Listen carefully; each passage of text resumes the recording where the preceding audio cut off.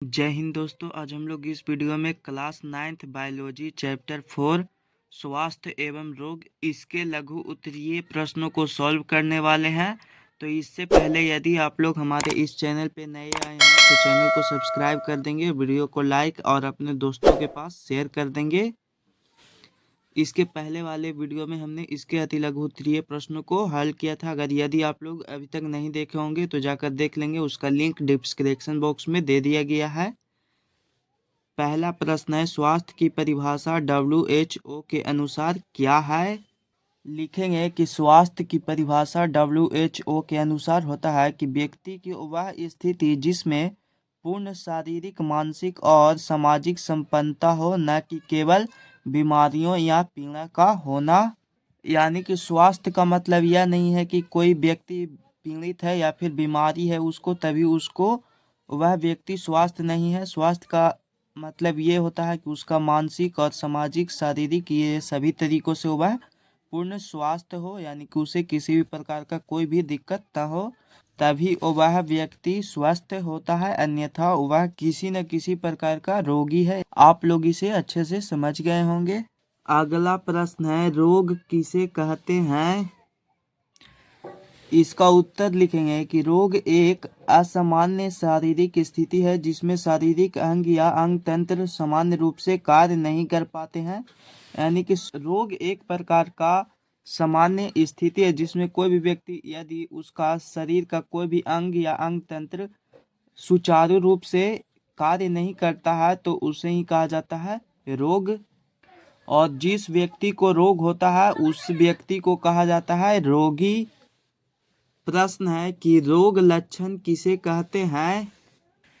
इसका उत्तर लिखेंगे कि वैसे संकेत जो शारीरिक अंगों के सामान्य कार्य न करने से मिलते हैं तथा जिसे केवल रोगी ही महसूस कर सकता है, रोग लक्षण कहलाता है। रोग लक्षण एक प्रकार का संकेत है जो केवल रोगियों के द्वारा ही दिया जाता है, जिसे केवल रोगी ही महसूस करते हैं, अन्यथा स्वास्थ्य व्यक्ति रोग लक्षण को महसूस नहीं कर सकता है, क्योंकि उसका अंग तंत्र जो होता है वह पूरी तरह से कार्य कर रहा होता है। लेकिन जिस व्यक्ति का शारीरिक अंग तंत्र काम नहीं करता है सही से, वही व्यक्ति सिर्फ रोग लक्षण को महसूस कर सकता है कि हमें कौन सा रोग हो रहा है। इसको आप लोग अच्छे से समझ गए होंगे। अगला प्रश्न है, रोगों का सामान्य चिन्ह क्या है? इसका उत्तर लिखेंगे कि रोगों के सामान्य चिन्ह वैसी स्थिति है जो शरीर की इकाई एवं रचना के आदर्श स्वरूप में परिवर्तन को दर्शाते हैं। यानी कि रोगों का सामान्य चिन्ह जैसे कि किसी व्यक्ति के शरीर में कोई भी चोट लगता है या फिर खरोच आता है तो उसके शरीर पर एक अलग ही तरह का चिन्ह बन जाता है, तो यह उसी को ही दर्शाता है। 5 नंबर प्रश्न है कि चिरकालिक रोगों की परिभाषा दें। इसका उत्तर लिखेंगे कि ऐसे रोग जो बहुत लंबे समय तक बने रहते हैं उसे चिरकालिक रोग कहा जाता है। जैसे कि टीबी, दमा, ये सभी रोग हैं जो यदि किसी व्यक्ति को हो जाता है तो ये रोग बहुत ही ज़्यादा समय तक उसी व्यक्ति के शरीर में बना हुआ रहता है। ये रोग जल्दी ठीक नहीं होते हैं, तो वैसे रोगों को ही कहा जाता है चिरकालिक रोग। यदि आप लोग अभी तक चैनल को सब्सक्राइब नहीं किए होंगे तो सब्सक्राइब कर देंगे, वीडियो को लाइक एंड अपने दोस्तों के पास शेयर कर देंगे। अगला प्रश्न है, संक्रामक रोग किसे कहते हैं? इसका उत्तर लिखेंगे कि सूक्ष्मजीव रोगाणुओं के कारण होने वाले रोग संक्रामक रोग कहलाते हैं। जैसे कि टीबी, एड्स, मलेरिया, न्यूमोनिया, ये सभी सूक्ष्मजीव रोगाणुओं के कारण होने वाले रोग हैं। आप लोग इसका उत्तर लिख लेंगे। प्रश्न है, निर्जलीकरण को रोकने के उपाय बताएं। लिखेंगे कि निर्जलीकरण के रोकने के निम्न उपाय हैं। पहला, ORS या फिर चीनी का घोल मरीजों को देना चाहिए। यानी कि जिस मरीज को हो जाता है उसे ORS या फिर चीनी का घोल पिलाना चाहिए। दूसरा, पीने का जल शुद्ध एवं संक्रमण रहित होना चाहिए, यानी कि शुद्ध जल होना चाहिए और उसमें कोई भी संक्रमण इत्यादि ना हो। और तीसरा, कि नमक और नींबू के घोल का प्रयोग करना चाहिए, यानी कि जिस निर्जलीकरण के मरीजों को नमक और नींबू का घोल ज़्यादा से ज़्यादा पिलाना चाहिए।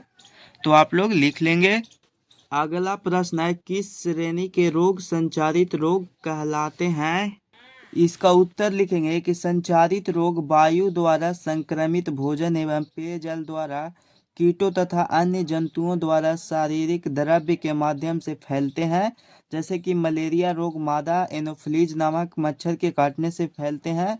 अतः संचारित श्रेणी के रोग ही संचारित रोग कहलाते हैं, यानी कि जो एक व्यक्तियों से दूसरे व्यक्तियों के द्वारा फैल जाता है, जैसे कि वायु द्वारा, भोजन के द्वारा, जल के द्वारा, कीटों के द्वारा एक व्यक्तियों के शरीर से दूसरे व्यक्तियों में फैल जाता है, उसे ही कहा जाता है संचारित रोग। तो अतः संचारित श्रेणी के यानी कि एक व्यक्तियों से दूसरे व्यक्तियों में फैलने वाले रोग जितने भी होते हैं उन्हीं रोगों को ही कहा जाता है संचारित रोग। तो आप लोग इसे समझ गए होंगे। अगला प्रश्न है, पल्स पोलियो कार्यक्रम क्या है? इसका उत्तर लिखेंगे कि पल्स पोलियो कार्यक्रम पोलियो नामक रोग के विरुद्ध हमारे देश में चलाया जा रहा एक अभियान है। पोलियो सूक्ष्मजीव वायरस के कारण होने वाला रोग है। इस रोग में शरीर की मांसपेशियां तथा तंत्रिका प्रभावित होती है, जिससे लकवा जैसी स्थिति हो जाती है। पल्स पोलियो कार्यक्रम के अंतर्गत इसका टीका 5 वर्ष तक के शिशुओं को चरणबद्ध तरीके से दी जाती है। यानी कि पल्स पोलियो एक प्रकार का कार्यक्रम है जो पोलियो नामक रोग के विरुद्ध में चलाया जा रहा एक अभियान है। यह रोग सूक्ष्मजीव वायरस के कारण होता है। इस रोग से होने से हमारे शरीर में लकवा जैसी बीमारी उत्पन्न हो जाती है। शरीर के जिस भाग में लकवा जैसी बीमारी उत्पन्न हो जाती है, शरीर का वह भाग सुचारू रूप से कार्य नहीं करता है। पल्स पोलियो कार्यक्रम के अंतर्गत इसका टीका यानी कि जो इसका सुई होता है वह 5 वर्ष तक के बच्चों को दी जाती है, वह भी समय समय पर दिया जाता है। तो आप लोग इसे समझ गए होंगे। अब इसका लास्ट 10 नंबर प्रश्न है, क्षय रोग का संक्रमण कैसे होता है? यानी कि क्षय रोग या फिर टीबी यह कैसे फैलता है? इसका उत्तर लिखेंगे कि क्षय रोग यानी कि टीबी जिसे कहा जाता है, तो ये कीटाणु हवा के माध्यम से एक व्यक्ति से दूसरे व्यक्ति में फैलते हैं। जब सक्रिय टीबी यानी कि जब किसी व्यक्ति को टीबी रोग हो जाता है तो रोग से पीड़ित कोई व्यक्ति खांसता, बोलता या गाता है। जैसे किसी व्यक्ति को टीबी हो गया है और जैसे ही वह कुछ बोलता है, गाता है या फिर खांसता है, तो टीबी के कीटाणु हवा में फैल जाते हैं। आसपास के लोगों में सांस के माध्यम से यह कीटाणु उस व्यक्ति के अंदर चला जाता है और व्यक्ति संक्रमित हो जाता है। तो आप लोग समझिए कि टीबी रोग है वह हवा के माध्यम से फैलने वाला एक रोग है।